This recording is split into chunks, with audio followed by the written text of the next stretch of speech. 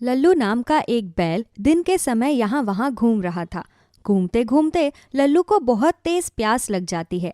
बेचारा अपनी प्यास बुझाने के लिए पानी की तलाश करने लगता है। तभी लल्लू देखता है कि एक घर के बाहर पानी की एक बाल्टी रखी है। लल्लू पानी देखकर बहुत खुश होता है। अरे वाह, आखिर मुझे पानी मिल गया। अब जल्दी से पानी पी लेता हूँ क्योंकि अब मेरे घर जाने का समय हो गया है। इतना बोलकर लल्लू उस बाल्टी में रखा पानी पीने लगता है। तभी उस घर का मालिक बाहर आता है और लल्लू को इस तरह उसकी बाल्टी में मुंह डालकर पानी पीता देखकर उसको गुस्सा आ जाता है और वो गुस्से में अपने घर के अंदर जाता है और एक डंडा लेकर आता है। आज तो मैं इस निकम्मे बैल को छोड़ूंगा नहीं। अरे किससे पूछकर इसने मेरी बाल्टी से पानी पिया, इसकी वजह से पूरा पानी ही खराब हो गया। आज तो मैं इसे मार मार कर सीधा कर दूंगा ताकि दोबारा ये फिर कभी यहां ना आए। इतना बोलकर घर का मालिक डंडे से लल्लू को मारने लगता है। बेचारा लल्लू बहुत जोर से चिल्लाने लगता है। मालिक मुझे माफ कर दीजिए, मुझे बहुत दर्द हो रहा है। मुझे मत मारिए, मैं कभी आपके घर के आसपास भी नहीं भटकूंगा। मुझे छोड़ दीजिए, मुझे बहुत दर्द हो रहा है। मुझे बहुत प्यास लगी थी इसीलिए मैंने पानी पिया। अरे तो निकम्मे, तुझे मेरा ही घर मिला था क्या पानी पीने के लिए? न जाने कहां कहां तू घूमता होगा और अपने इस गंदे मुंह से मेरी पूरी बाल्टी को खराब कर दिया तूने। मालिक मुझे छोड़ दीजिए, मैं कभी आपके घर के आसपास नहीं भटकूंगा। ऐसे ही शाम को लल्लू अपने घर जाता है। तभी लल्लू का मालिक, जिसका नाम प्रेम था, वो गुस्से में लल्लू से बोलता है। क्यों रे लल्लू, लगता है बहुत अकड़ आ गई है तेरे अंदर। कहाँ था तू अब तक? मैं कब से तेरा इंतजार कर रहा हूँ। बहुत लापरवाह हो गया है तू। बहुत चर्बी बढ़ गई है ना तुझे? नहीं मालिक, दरअसल बात यह है कि एक आदमी मुझे पकड़कर डंडे से बहुत बुरी तरीके से मार रहा था। मैंने लाख कोशिश की खुद को बचाने की, लेकिन वो मुझे छोड़ने को तैयार ही नहीं था। वो तो जैसे तैसे मैं अपनी जान बचा कर आया हूं। फिर तो अच्छा हुआ, क्योंकि तेरे कारण ही ऐसे है। जब तक तू मार और लोगों की दो बातें ना सुन ले, तब तक तेरे पेट को आराम नहीं मिलता। सुबह से शाम हो गई है, तू अब घर आ रहा है। मैं कब से तेरा इंतजार कर रहा था। माफ करना मालिक, आगे से आपको शिकायत का मौका नहीं दूंगा। मुझे बहुत भूख लग रही है, क्या खाने के लिए कुछ मिलेगा? नहीं, आज तुझे खाने के लिए कुछ नहीं मिलेगा। आज रात तू भूखा ही सोएगा। प्रेम लल्लू को गुस्से में बिना खाना पानी दिए गौशाला में बांध देता है। बेचारा लल्लू बहुत भूखा था। हे भगवान, आखिर मेरी क्या गलती थी? मैं तो एक साधारण जानवर हूं। मुझे वक्त पर थोड़ा सा खाना और दो बातें प्यार से बोलो तो इसी में खुश हो जाता हूं। लेकिन फिर भी लोग मुझे मारते हैं, मेरे साथ बुरा बर्ताव करते हैं। आखिर क्यों? ऐसे ही अगली सुबह लल्लू का मालिक उसे खाना देता है और कहता है। ये ले नालायक, खाना जल्दी जल्दी खाना खत्म कर। आज खेत में बहुत सारा काम है। खेत में जुताई करनी है और जुताई करने के बाद बहुत सारा बोझ भी उठाकर लाना है वहां से। अगर आज तूने काम में कोई भी काम चोरी की तो याद रखना, मुझसे बुरा कोई नहीं होगा। एक हफ्ते तक तुझे खाना नहीं मिलेगा फिर। बेचारा लल्लू अपने मालिक की बात मान लेता है। थोड़ी देर में प्रेम उसे अपने खेत ले जाता है, जहां लल्लू अकेले ही पूरे खेत में जुताई का काम करने लगता है।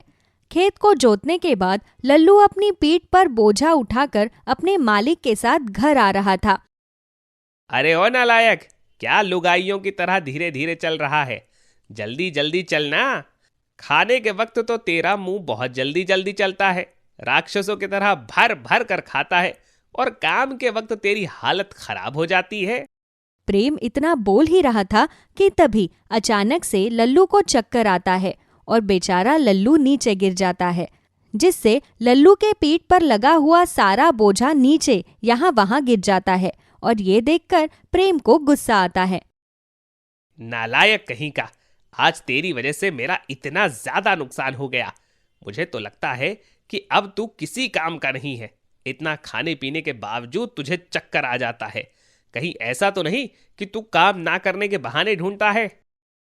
नहीं मालिक, रात भर भूखा रहने की वजह से और सुबह पेट भर के खाना ना मिलने के कारण मैं थोड़ा सा कमजोर हो गया हूं। शायद इसीलिए मुझे चक्कर आ गया। अच्छा, तो इसका मतलब यह है कि तुझे खाना नहीं मिलता। रुक, अभी बताता हूं मैं तुझे। पास में रखा हुआ डंडा उठाता है और इस डंडे से लल्लू को बहुत बुरी तरह से मारता है। लल्लू को मारने पीटने के बाद प्रेम उसे वहीं छोड़कर अपने घर चले जाता है। बेचारा लल्लू जैसे तैसे अपने आप को संभालता हुआ प्रेम के घर जाता है। तभी प्रेम उसे घर से भगाते हुए कहता है, देख लल्लू, मुझे तेरे जैसे कामचोर बैल की जरूरत नहीं है। मुझे अपने काम के लिए मेहनती बैल चाहिए, लेकिन तू बहुत कामचोर है। तुझे रख कर मुझे कोई फायदा नहीं। अरे जितना तू काम नहीं करता उससे दुगना तो तू खाना खा जाता है, और खाना खाने के बावजूद तू ये बोलता है कि मैंने तुझे खाना नहीं दिया। मालिक, मुझे माफ कर दीजिए। नहीं नहीं, अब माफी की कोई जरूरत नहीं। अब तू जा सकता है यहां से। प्रेम लल्लू को वहां से भगा देता है। बेचारा लल्लू अब बेसहारा हो जाता है। ना तो उसके सर पर सर छुपाने की कोई जगह थी और न ही खाने के लिए कुछ था। बेचारा भूखा प्यासा भटक रहा था। तभी अचानक लल्लू को चक्कर आ जाता है। तभी वहां बहुत से ऐसे लोग थे जो लल्लू को नजरअंदाज कर देते और वहां से चले जाते। तो वहीं एक गरीब मनोज नाम का आदमी लल्लू को इस तरह हालत में देखकर घबरा जाता है। मनोज लल्लू को जैसे तैसे होश में लाता है और उसे अपने घर ले जाता है और उसे खूब सारा खाना देता है। मालिक, आपका बहुत बहुत शुक्रिया।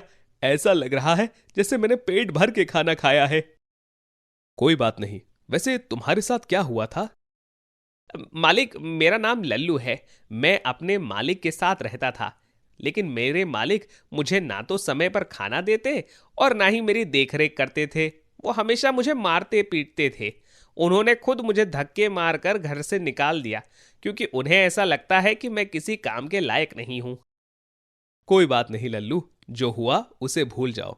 अब से तुम हमेशा मेरे साथ रहना, और हां, अब से तुम इस घर के बेटे हो। अंदर से मनोज की पत्नी शीला आती है और शीला मनोज से कहती है, सुनिए जी, अब लल्लू को थोड़ा आराम करने दीजिए। आज ऐसा लग रहा है जैसे मेरा घर पूरा हो गया है। मनोज और शीला दोनों की कोई संतान नहीं थी, इसलिए मनोज और शीला ने लल्लू को अपना बेटा मान लिया था। मनोज दिहाड़ी मजदूरी का काम करता था और उसी से अपना घर चलाता था। ऐसे ही कुछ दिन बीत जाते हैं। अचानक से मनोज का काम छूट जाता है, जिस वजह से धीरे धीरे घर की आर्थिक हालत खराब हो जाती है। ये सब देखकर एक दिन मनोज और शीला दोनों आपस में बातचीत कर रहे थे। शीला, अब तो मेरा काम भी छूट गया है। अब कैसे हम लल्लू का भरण पोषण कर पाएंगे? हम तो जैसे तैसे गुजारा कर लेंगे, लेकिन लल्लू हमारा बेटा है और माता पिता होने के नाते हमारा फर्ज बनता है कि हम लल्लू की अच्छे से सेवा पानी करें। आपकी बात बिल्कुल सही है। भगवान ने भले ही हमें संतान ना दी हो, लेकिन हमने सच्चे मन से लल्लू को अपना बेटा मान लिया है। अब समझ में नहीं आ रहा कि कहाँ से लल्लू के लिए चारा लेकर आएंगे। बेचारा लल्लू मनोज और शीला की सारी बातें सुन लेता है और वो रोता हुआ एक जंगल में चला जाता है और वहां बैठकर बहुत रो रहा होता है। भगवान, आज मुझे बहुत बुरा लग रहा है। मनोज और शीला, ये लोग अच्छे इंसान हैं जो मेरे जीवन में मेरे लिए भगवान और माता पिता बनकर आए हैं। इन्होंने इंसान होकर भी मुझ जैसे जानवर की भावनाओं को समझा, और एक मैं हूं कि उनके लिए कुछ भी नहीं कर पा रहा हूं। आज मुझे खुद पर बहुत शर्मिंदगी महसूस हो रही है। लल्लू इतना बोलकर फूट फूट कर रोने लगता है। तभी वहां एक जादूगरनी आती है और जादूगरनी लल्लू से कहती है, क्या बात है लल्लू, तुम क्यों रो रहे हो? तुम तो हंसते हुए बहुत अच्छे लगते हो। फिर ऐसा क्या हो गया जिस वजह से तुम्हारी आंखों में आंसू आ गए? लल्लू फूट फूट कर रोता है और जादूगरनी को अपनी सारी बात बताता है। लल्लू की सारी बातें सुनने के बाद जादूगरनी लल्लू से बोलती है, लल्लू, तुम तो दिल के बहुत अच्छे हो। अब तुम रोना बंद करो, मैं तुम्हारी मदद करूंगी। जादूगरनी की बात सुनकर लल्लू खुश हो जाता है। तभी जादूगरनी अपनी छड़ी घुमाते हुए लल्लू की पूंछ को सोने का बना देती है और कहती है, लल्लू, मैंने अपनी जादुई शक्तियों से तुम्हारी पूंछ को जादुई सोने की पूंछ बना दी है। अब तुम अपनी जादुई शक्तियों से अपने परिवार की मदद कर सकते हो, पर एक चीज का ख्याल रखना, कभी भी अपनी जादुई शक्तियों का घमंड मत करना। हमेशा अच्छे कामों के लिए अपनी जादुई शक्तियों का इस्तेमाल करना। लल्लू खुशी खुशी अपने घर आ जाता है। घर आने के बाद मनोज और शीला को अपनी जादुई सोने के पूंछ के बारे में बताता है। ऐसे ही अब समय बीतता जाता है। धीरे धीरे मनोज और शीला जादुई सोने की पूंछ की मदद से अमीर हो जाते हैं। जब ये बात प्रेम को पता लगती है तो वो भागता हुआ लल्लू के पास आता है और लल्लू से बोलता है, लल्लू, अरे ओ लल्लू, कहाँ था तू मेरे बच्चे? मैं ना जाने तुझे कहाँ कहाँ नहीं ढूंढा। अब घर चल। देख, गुस्से में मैंने तुझे पता नहीं क्या क्या बोल दिया, लेकिन अब मुझे अपनी गलती का एहसास हो चुका है। तेरे जाने के बाद मुझे तेरी कमी महसूस हो रही थी, और हाँ, मैं तेरे बिना नहीं रह सकता, इसीलिए अब तू घर चल। मालिक, आपको क्या लगता है मैं अभी भी वही बेवकूफ लल्लू हूं? अरे नहीं नहीं, अब मैं बहुत समझदार हो चुका हूं। अब मेरे पास जादुई सोने की पूंछ है, तो आपको मेरी कमी महसूस हो रही है। अरे जाओ, मुझे ऐसे लालची इंसान की जरूरत नहीं है। लल्लू प्रेम को वहां से भगा देता है। लल्लू की बातें सुनने के बाद प्रेम को अपने किए पर पछतावा महसूस हो रहा था और वो अपना मुंह लटकाकर हमेशा हमेशा के लिए अपने घर आ जाता है।